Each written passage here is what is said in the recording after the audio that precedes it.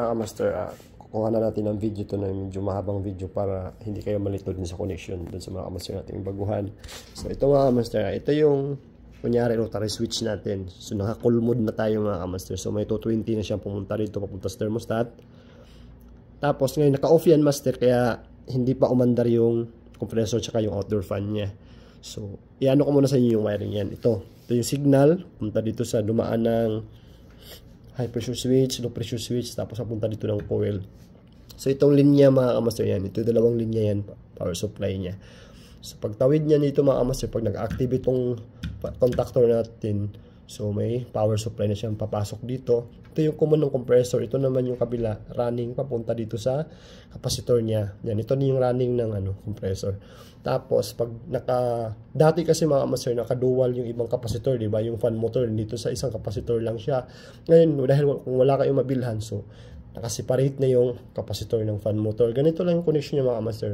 Ganun lang din kasimple yan. Katap nyo lang yun dito yung sa running, papunta dito sa capacitor, sa running. Kasi ito yung running ng fan motor. Tapos ito yung starting. Tapos itong black, ito yung papunta sa common. Tinap ko na rin dito sa common ng compressor para sabay-sabay sila. Pag mag-activate itong contactor, kagana na rin siya.